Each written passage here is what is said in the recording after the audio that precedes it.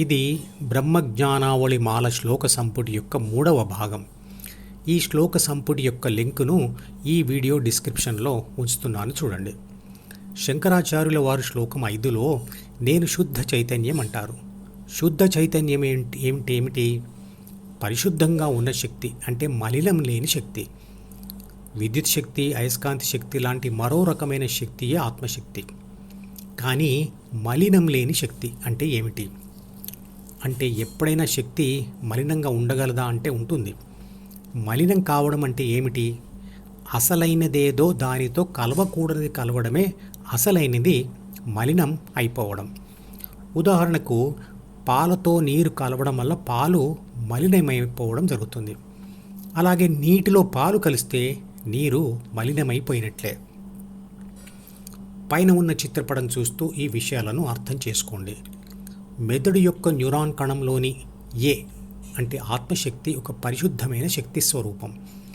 అదే న్యూరాన్ కణంలోనే ఉన్న బి అంటే ప్రాథమిక మనసులోని 3 బాధ్యతలతో కూడిన 6 చెడు గుణాలను చదవగానే దానికి ప్రపంచం అనే దిశ మరియు గమ్యం ఏర్పడి అది మలినమైపోతుంది.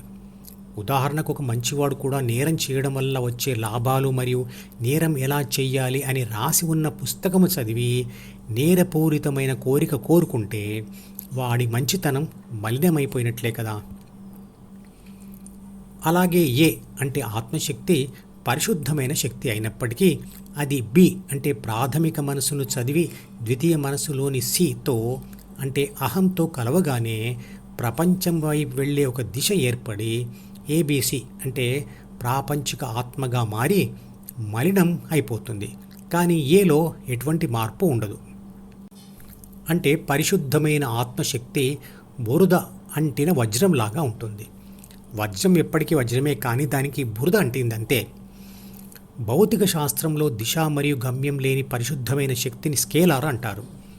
దిశ గమ్యం ఏర్పడిన శక్తిని వెక్టార్ అంటారు.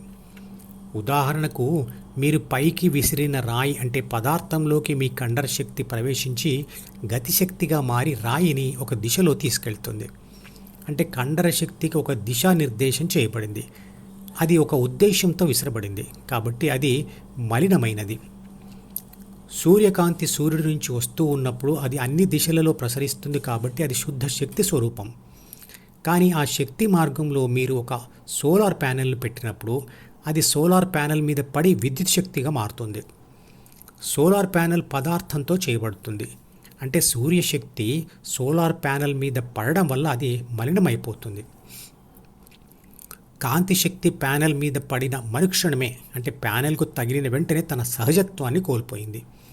అంటే సహజత్వం కోల్పోవడమే మలినమైపోవడం. ఒక సోలార్ ప్యానెల్ను ఒక ఉద్దేశంతో పెట్టింది మీరే అనుకుంటే మీ ఆత్మశక్తి మీ ప్రాథమిక మనసు ద్వారా తాను మలినమైపోవడమే కాకుండా శుద్ధమైన సూర్యశక్తిని కూడా మలినం చేసింది. సోలార్ ప్యానెల్ ద్వారా విద్యుత్తుగా మారిన సూర్యశక్తిని ఒక బల్బులో ప్రవేశపెడితే ఆ విద్యుత్ శక్తి కూడా తన సహజత్వాన్ని కోల్పోయి అంటే మలినమైపోయి వెలుతురుగా మారుతుంది. అలాగే పరిశుద్ధమైన ఆత్మశక్తి ఒక పదార్థంతో చేయబడిన ప్రాథమిక మనసు అనే పుస్తకమును కలిసి మలినం అయిపోయింది. తర్వాత ఆ 2 అంటే ఏబి సితో అంటే అహంతో కూడి ఏబిసిగా మారి మరింత మలినమైపోతుంది. తర్వాత ఏబిసి డిలోని ప్రాపంచిక సమాచారం మరియు కోరికలు పొంది మరింతగా మలినమైపోతుంది. తర్వాత ఆ కోరికలు తీర్చుకోవడానికి ఈ అంటే జ్ఞానేంద్రియాలతో ప్రపంచంలో కలవగానే మరింతగా మలినమైపోతుంది.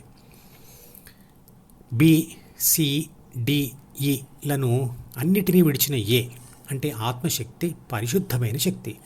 అందుకే ముక్తి పొందిన ఆత్మ పరమాత్మ అవుతుంది. శంకరాచార్యుల వారు నేను ఆత్మానందుడను అంటారు. అంటే నేను 2 మనసుల నుంచి విడిపడితే నాతో నేను ఉంటాను, ఆనందంగా ఉంటాను అని అర్థం. శ్లోకం 6 అందులో నేను శాంతిలో ఉంటాను అంటారు. నిజమే, ద్వితీయ మనసు లేకపోతే సంఘర్షణ లేదు, ఆదుర్దా కూడా లేదు.